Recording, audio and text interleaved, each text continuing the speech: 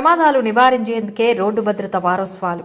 కాకినాడ జిల్లా తుని నియోజకవర్గం కోటనందూరు మండలం మదర్ క్యాంపస్ ఆవరణలో road safety board member Bodapati కాంతో ఏర్పాటు చేసిన సమావేశానికి ముఖ్య అతిథిగా కోటనందూరు ఎస్ఐ టి రామకృష్ణ హాజరయ్యారు. ఈ కార్యక్రమంలో ఆయన మాట్లాడుతూ యువత నివారించేందుకే ప్రత్యేకమైన జాగ్రత్తలు తీసుకోవాలని, మత్తు పానీయాలకు యువత దూరంగా ఉంటే ప్రమాదాలు నివారించవచ్చని, ముఖ్యంగా సెల్ ఫోన్ మాట్లాడుతూ డ్రైవింగ్ చేయకూడదని, ప్రతి ఒక్కరూ హెల్మెట్ ధరిస్తే ప్రమాదాలు జరిగినప్పుడు ప్రాణాపాయ స్థితి నుంచి కాపాడగలమని అన్నారు. వాహనదారులు, పాదాచారులు రోడ్డు భద్రత నియమాలు పాటించాలని అన్నారు. ఈ కార్యక్రమంలో mother college correspondent and secretary Penumuchu Nageswararao, principal KV Raju, HM K Nageswararao, ఉపాధ్యాయ బృందం, ట్రీట్స్ ప్రతినిధి అచ్చారావు, ఉజ్వల ప్రతినిధి పి నాగరాజు, ఆర్వైడిఎస్ ప్రతినిధి yes Nogaraju, Srikanth, speech therapy ప్రతినిధులు, మదర్ క్యాంపస్ విద్యార్థులు తదితరులు పాల్గొన్నారు.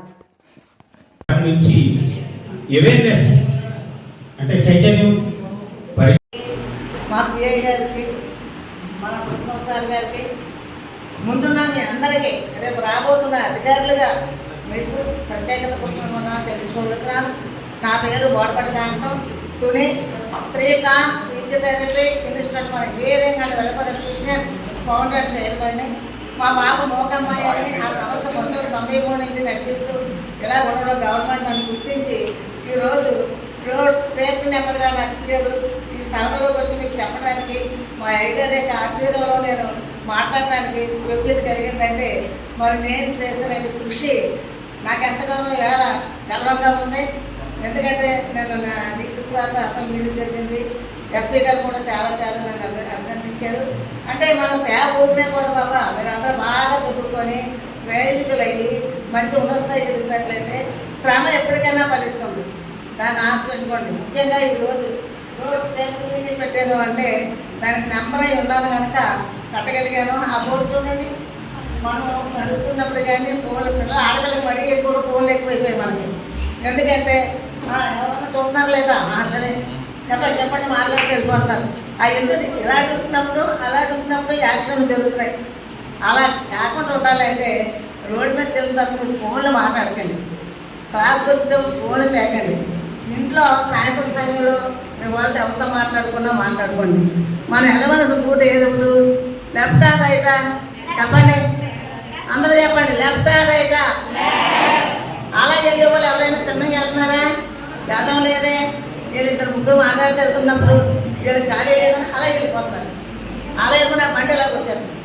ఆ బండిలోకి వస్తే ఎలా చేసుకుంటుంది, అప్పుడు ప్రమాదాలు జరుగుతాయి. ఎందుకంటే మనం ఉండవలసిన జాగ్రత్తలు మన పిల్లలు కూడా ఎక్కువగా వాళ్ళకి మరీ వస్తారు. ఫోన్ మాట్లాడుకోవడం, నవ్వుతూ పక్కన తీసుకుంటూ అట్టుగా నడటం, బండి సైకిల్ మీద సైకిల్, బండి మీద బండి, అలాగే బండి మీద అనుకోయాలి. మరి ఏ దారి కనపడలేదండి, ఈ దారిగా అలాగే జాగ్రత్తలు కలిగి అదో ఎందుకు చూడండి 36 జాతీయ రోడ్డు భద్రతా మహోత్సవాలు ఈ వార్తలు రాష్ట్రం ఈ మహోత్సవాలు. నమస్కారాలు. అలాగే మీ అందరికీ ఈరోజు అంటే రోడ్ సేఫ్టీ వీక్ అని చెప్పి ఎవ్రీ ఇయర్ మనకి ఈ కార్యక్రమం జరుగుతూ ఉంటుంది, నేషనల్ రోడ్ సేఫ్టీ డే. అలాగే ఇది అంటే ముఖ్యంగా అంటే మీకోసం యూత్ మరి ఎవ్రీ ఇయర్ మనకి చూసుకుంటే యావరేజ్ దగ్గర 1.5 అంటే 1,50,000 వరకు రోడ్ యాక్సిడెంట్లు జరుగుతున్నాయనేది మా సర్వే రిపోర్ట్లో ఉంది.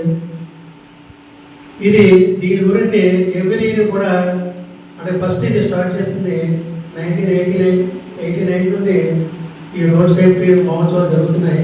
మరి ఎవ్రీ ఇయర్ మరి ఎంతో మీ గురించి మరి ట్రాన్స్పోర్ట్ వాళ్ళు అలాగే మన పోలీస్ డిపార్ట్మెంట్ వాళ్ళు ఎప్పుడు కూడా సేఫ్టీ మెజర్మెంట్స్ ఫాలో అవ్వాలని ఎప్పటికప్పుడు మీ అందరినీ కూడా ఎలర్ట్ చేస్తున్నారు.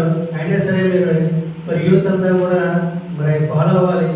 ఫాలో అయ్యి మరి యాక్సిడెంట్స్ ఏమి జరగకుండా మన భవిష్యత్తు బాగుండేలాగా మీ అందరూ ఉండాలని కోరుతూ, అలాగే ఆ సేఫ్టీ విషయాల గురించి సార్ మరి చెప్తారు ఎస్ఐ గారు. Thank you. ఓకే, ఇప్పుడు యాక్చువల్గా ఎగ్జామ్స్ టైం అనుకుంటా ఈ టైం తీసుకోము. ఈ ప్రోగ్రామ్స్ అన్నీ కూడా రోడ్ సేఫ్టీ గవర్నమెంట్ ఎందుకంటే అంత ప్రయారిటీ ఇస్తుందంటే మనిషి ప్రాణం విలువ భూమి మీద అత్యంత విలువైనది ఏదైనా ఉందంటే మనిషి యొక్క ప్రాణం. మనం బ్రతుకుంటేనే ఇవన్నీ కూడా. ఒక మనిషి ప్రాణం కంటే ఏది గొప్పది లేదు భూమి మీద. మన ప్రాణం కంటే ఏది గొప్పది కాదు. కాబట్టి మనదే ప్రాణమే. రోడ్డు మీద కూలి పని చేసుకున్నోడిని, అడుక్కున్నోడిది, లేదా అనిల్ అమ్మాయి, ముఖేష్ అమ్మాయి, ఎవరైనా కూడా అందరితో ఒకటే ప్రాణం, ఒకటే జన్మ. ఆ ఒక్క జన్మలో మనం బ్రతకడానికి వచ్చాం. కానీ దురదృష్టవశాత్తు సార్ చెప్పినట్టుగా ఇయర్లీ 1.5 lakhs వరకు చనిపోతున్నారంటే ఇది మన చేతిలో పని. రోడ్డు యాక్సిడెంట్స్ అనేవి తగ్గించాలి.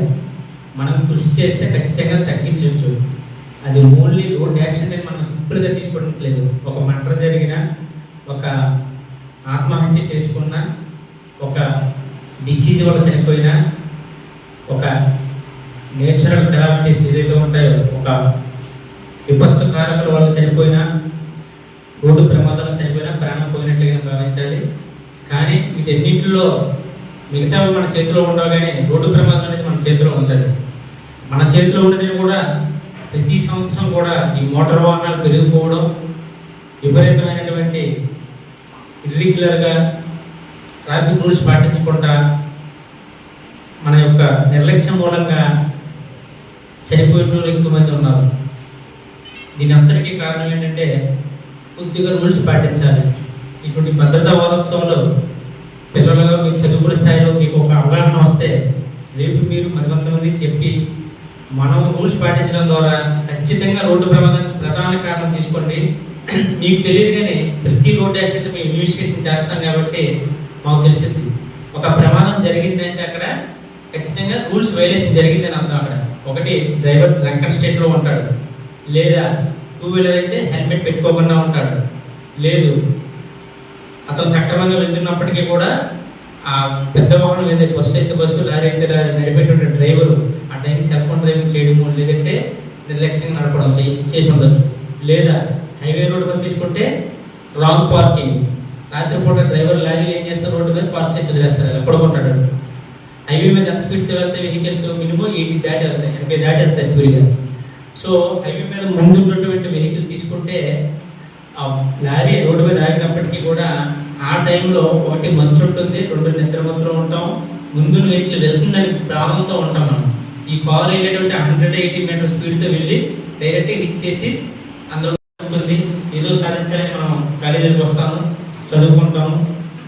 ఈ కాంపిటేటివ్ ఫీల్డ్లో కొంత దురదృష్టం ఏమవుతుందంటే కొంత చెడు అలవాట్లు కూడా దగ్గరవుతూ ఉంటాయి. దయచేసి ముఖ్యంగా ఆడపిల్లలు చెప్తున్నాను, మీరు మాత్రం ప్రాణాలను తెచ్చుకోమాకండి. మీరందరూ చదువుకోవడానికి వచ్చారు, అమ్మ నాన్న చదివించుకోవడానికి పంపిస్తున్నారు ఇక్కడికి. కాబట్టి వయసులో ఉండే ఆడపిల్ల చాలా చాలా వాల్యుబుల్ వస్తువులండి.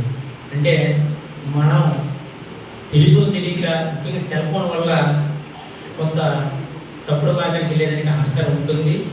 దయచేసి సెల్ ఫోన్ నమ్మండి, కానీ అతిగా సెల్ ఫోన్కి బానిస అయిపోయి అన్అఫీషియల్ పర్సన్స్తో పరిచయం పెంచుకోవడం ద్వారా ఖచ్చితంగా మనం కష్టాలు పోరావడం అనేది 100% గ్యారెంటీ.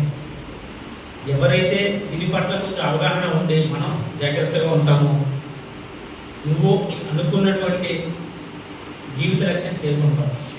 మీలో కూడా ఆడపిల్లలు కూడా మాతో మా జాబ్ సబ్ ఇన్స్పెక్టర్ హోదాలో మాకు తీసుకుంటాం. మీరు 200 మంది సబ్ ఇన్స్పెక్టర్ మేలు